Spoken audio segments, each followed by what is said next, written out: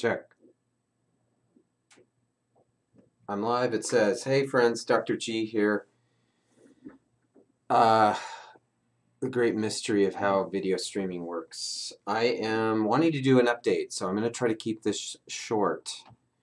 I have a couple announcements, or I guess I made some announcements in a recent video, and I'm going to just, pardon me again, I always want to check that this is actually getting to my live now. It says I'm live now, so hopefully you can see this.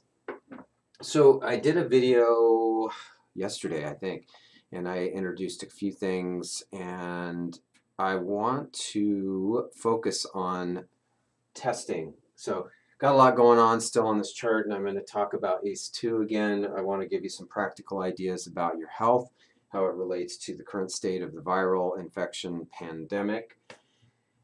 But testing, so one announcement that I'm making is that I have test kits arriving for the antibody test. So let's talk about the testing for the COVID-19 virus. So testing's all over the news. The idea is that we're going to test, we need to test more people, and we can start to both help people and maybe open up our world again. So especially our cities and our states. So the serum antibody test has now been made available to a lot of smaller settings, medical settings and doctors' offices. And I got contacted by a lab in Washington State that is making this available. So this is a serum blood test. And I'll talk more about it and why it's important. But let me differentiate the testing that we now have for the COVID-19. We have the nucleic acid PCR test. That is the test that's been out for diagnosing it rapidly with people who have symptoms. So this is a test that actually looks for the genetic material for the virus itself.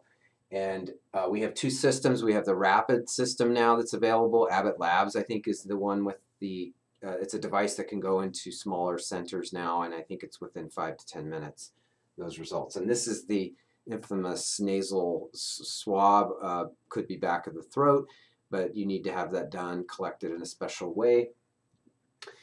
The other test that I'm going to be offering and that is available is now the serum test, and there's an important distinction between the two because they serve different purposes. When you have symptoms and an initial infection, you have to use the nucleic acids test for diagnosis because you need to identify the actual viral fragments, the genetic material themselves. After 3 to 6 weeks, your body should make antibodies that then can be detected later. So after, let's say you were sick or you were exposed and a month or two has gone by, the nucleic acid test may not be reliable at that point, may not detect the virus, but the antibody test will, because it'll tell you in a more long term that you now have immunity. So now, why is this important? Well, the antibody test is one of the things that I think are going to allow at least our decision makers and our public officials and our medical experts give the okay that we can rejoin society if we have more community immunity. So when we're exposed to the coronavirus, the COVID-19, or other organisms and infections, is our body develops immunity. Like a vaccine, we develop immunity naturally all the time, every time we get sick with an infection. And so, by the way, on the vaccine front, I don't think that's going to be anytime soon. And personally, I think if at all, I might even be surprised if it's ever developed at all because of the complications associated with this specific kind of a viral vaccine. It concerns me that we have mayors and governors who are saying we're going to wait to reopen the country until there's a vaccine because that could be a very long time. I also don't think that's the criteria that we should be using, in my opinion. But if you want peace of mind and you want to know if you've been exposed, I would recommend that you get the antibody test. So this measures it's a blood sample and it measures these immunoglobulins. These are these memory markers in a way, but they're the part of the immune system that's created after exposure that then gives you protection. What was I going to say? Yeah, so if you've recently been sick or exposed, it's not the test to do. After 3 to 6 weeks, then yes. Now, like all tests, it's not 100%, but it will be, the reliability is very high that it will be able to tell you. Now, what does this mean? If you carry antibodies to the COVID-19 virus, you no longer are at risk for developing a severe infection. You are also not able to transmit the virus to someone else. So masks, social distancing, yes, those protect against new viruses, and there may be some attributes of that we need to go long-term with, but you shouldn't need to go through quarantining or covering and all this stuff for protecting if you have immunoglobulins to COVID-19. If you are exposed to a virus like it, again, you should have rapid immunity. Now, if it's a totally new strain of COVID, that's another matter, because we do need individual immunity to each virus and other infections. So hope that's pretty clear. So hopefully the more people that can get tested, and if you know that, it provides peace of mind if you want to be able to see your elderly parent or loved one, grandparent. You could have, now it's not completely authorized, meaning we can test children, but there's some unknowns as to what it is very young kids as well. It is a blood draw, so I'm not a fan of drawing blood out of kids except for real necessity. And there may in the future be a quick finger stick method for it, but right now there's not. So if an adult gets tested, though, and the whole household does not, it is likely that if one tests positive to carrying the antibodies, that the rest of the household very likely was exposed and may also, but again, no guarantee. So as far as I know, I talked to the lab. They're not shortages right now, so as far as these kits, I should have some arriving early next week and then later next week as well. So I can't handle testing everyone, but certainly my patients get priority, those I'm working with. But contact me if you're in the area, and I certainly love to get you on the list. So with that said, just to kind of quickly go over, I want to talk about ACE2 again, because this just keeps coming up in my mind. I feel like this is a crucial element to the health crisis that we face right now, not just from this virus, but in terms of our common health problems in our society. And so I've been doing a lot of research on this and reading a lot of studies. And just as a quick summary, if you didn't see all my other videos, but the COVID-19 virus, the SARS-CoV-2, attaches, as best we know, primarily through the ACE2 receptor site, and this is an enzyme. This is both a receptor and an enzyme that activates and affects blood pressure. It activates a pathway. Primarily, we refer to it as the angiotensin renin pathway, or Renin-Angiotensin Pathway, however you want to say it, but it controls blood pressure. It also has effects on blood sugar, and a lot of homeostasis within the body. And just to summarize it in a very simple way, more ACE expression, I've got this red pathway, tends to promote more problems. Activating ACE2 is preferential. Of course, we do need them working together, because we need the system to sense what the body needs. Do we need to raise blood pressure because of dehydration or blood loss? Then we need this pathway. The overamplification, though, of the ACE pathway is a part of the common metabolic problems that we see, from weight gain, obesity, hypertension, hyperglycemia.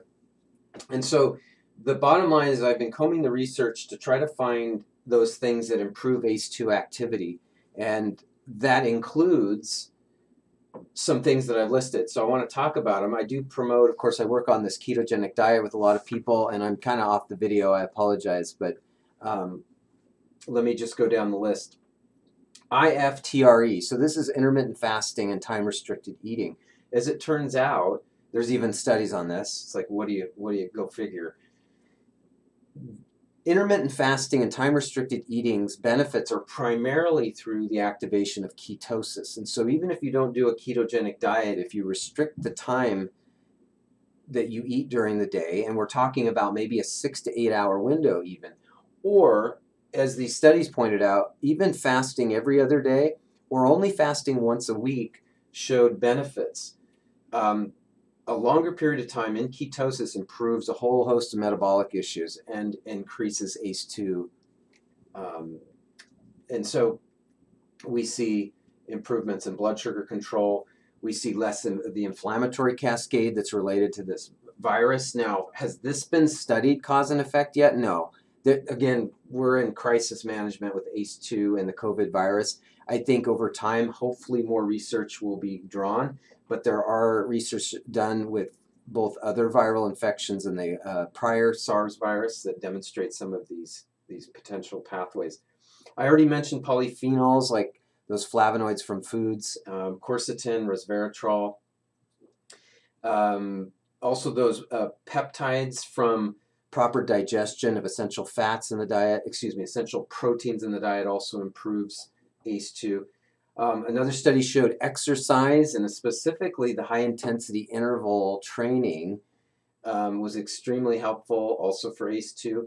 Potassium intake. So potassium, generally you don't need to supplement with it, but we are talking about leafy green veggies, fruits to a small degree, but you get more potassium from veggies, by the way. Celery,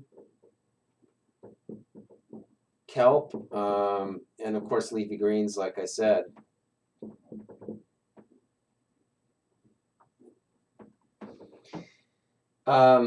Coconut water is an interestingly high source of potassium, by the way. So electrolyte replacement. So if you do exercise, or even if the weather gets hot, you should be making sure you're supplementing with the potassium. Again, you don't need to usually take like a pill of a lot of potassium, and in some cases you don't want to do that. So don't supplement with potassium without consulting a doctor. But food sources, of course. Now, losartan, a drug. This is a medication that lowers blood pressure. It's an angiotensin receptor blocker.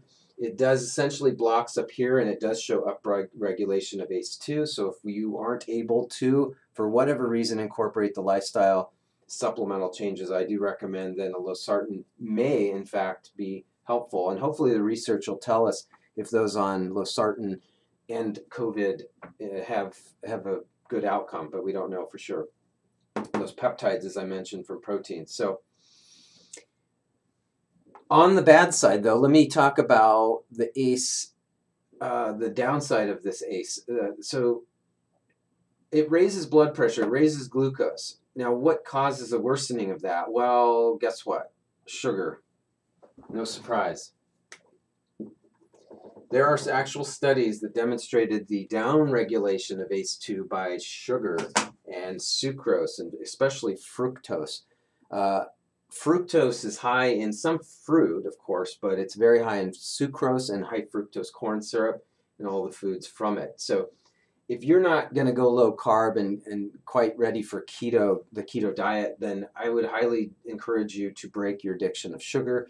Again, there's lots of ways to do that, but I would recommend that if you can't seem to break that cycle, find a way. Because honestly, I think almost all of this other stuff is almost pointless if you can't break a sugar addiction, and this is rampant epidemic. How much of a poison is okay? I mean, that's your personal decision. I occasionally obviously eat foods that are going to have added sugar in them, but it's the beverages are probably number one to go after, those with high levels of the sucrose. So let's see. And then lastly, I want to cover two things. One, this has to do with the whole anti-inflammatory and the inflammatory cascade in the body. So when it comes to a viral infection and the consequences of that going awry, and to the worst state, the worst case scenario is where you develop the acute respiratory distress, or this whole hospitalization thing and people dying of a viral infection. At its core involves the way your body can handle the inflammatory and the pro-inflammatory and the anti-inflammatory cascade.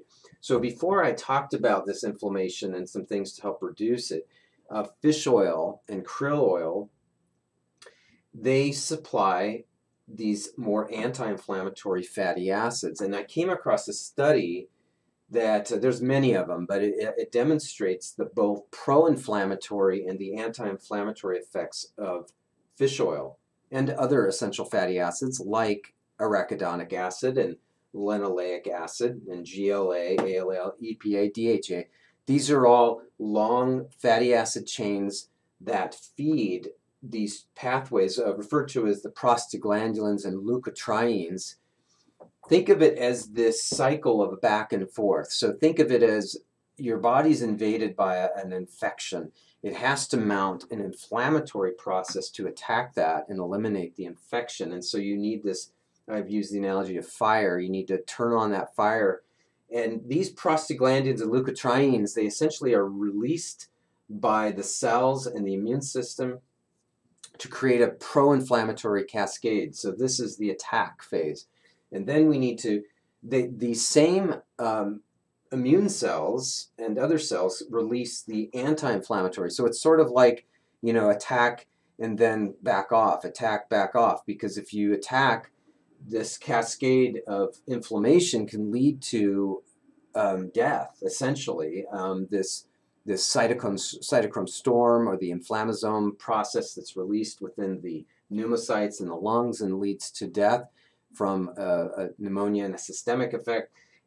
Let me break it down to this. I think that most of the people who are in that situation of all ages have a very big imbalance within these inflammatory and anti-inflammatory essential fats. This is just one aspect of it.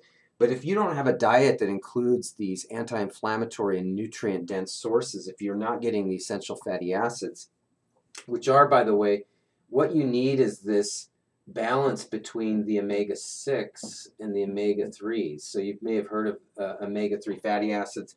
These are the polyunsaturated fatty acids that you get from your diet that are, and the N equals 6, the N-3, these refer to where in these long fatty acid chains you have double bonds and they are unsaturated with hydrogens. And it's just, they are precursors to forming different prostaglandins and leukotrienes that are some, and more omega-6s tend to push the inflammatory ones. The omega-3s tend to promote and push the, I shouldn't say tend to, they do. They're the precursors for the anti-inflammatory. So you've got this fire, you've got the water, putting the water on. So what this is it's the brake, it's the braking system, it's the gas pedal, it's the brake. And so people that don't consume enough diversity in their diet to get these essential fats and instead are consuming a lot of processed foods, they don't have as many of these mediators to mount a normal immune response. Not to mention the fact that they're showing they're even directly antimicrobial, these fats. So again, fats are our friend. Fats are good for you. We're talking about nuts and seeds and cold pressed oils, nut oils, and the seed oils that we get naturally, like olive, avocado oil, coconut oil, the fish oils and seafood and the meats that, if an animal is allowed to graze on grass, a ruminant like a cow or a sheep, and we consume the meat from that animal, we're getting a better balanced omega-6s to 3s from those foods. Of course, you can supplement with fish oil. I do recommend a high quality, not the garbage that's typically found over the counter at the drugstores, unfortunately. I won't go into all that, but that often is very damaged and not as effective as using natural forms. So now lastly, I just want to close, and I just made a list of some medications that are very common that I think are worsening the problem with health, and especially in terms of this virus. I have been reading actual case reports on individuals who have had either hospitalization, the intubation, and needing respirators, and people who have actually died from COVID-19. And there's some common factors that are coming in. One is that they have these lifestyle factors with weight, with metabolic syndrome, blood sugar, etc. They're often on multiple medications to manage those. And antibiotics, anti-allergy, and Nsaids, or non-steroidal anti-inflammatory drugs, have some inherent problems so that you need to be aware of. And I won't spend this video going into too much detail, but I'll probably do some follow-ups on this. But if you disrupt the microbiome through antibiotics, the antibiotics just kind of wipe out all these bacteria. Now just remember, you don't need an antibiotic if you have a viral infection. They are using them for people who are at risk of, when people are in the hospital and they're getting intubated and they're very debilitated, a lot of them have low immunity. They're very prone to a secondary, we call it nosocomial, or a hospital. In other words, the treatment that they're having in the hospital increases their exposure to in the development of an infection. So they're giving people antibiotics for that reason. But if you have had antibiotics in recent history or repeatedly in your lifetime, you need some microbiome restoration. And if you've not done that, I would highly recommend that. But we want to, antibiotics should be used very judiciously, only as needed. Anti-allergies, of course, it is allergy season where I'm at, and I would strongly advise that you consult with someone who's used to using alternatives to common antihistamines. So Benadryl, Singulair. These all have inherent problems. They actually can weaken the mucous membranes and the defenses of your immune system, so you want to be careful with those. And we do have natural anti-allergy botanicals and nutrients that could be used instead. And then lastly, Nsaids. It's a bit controversial, but we do live in again, everybody's often so used to taking pain relievers for everything. There are a place for them, but they are abused and overused. And so Nsaids inherently can handicap this prostaglandin pathway and the other parts of the immune response. It can disrupt the gut health and the microbiome as well.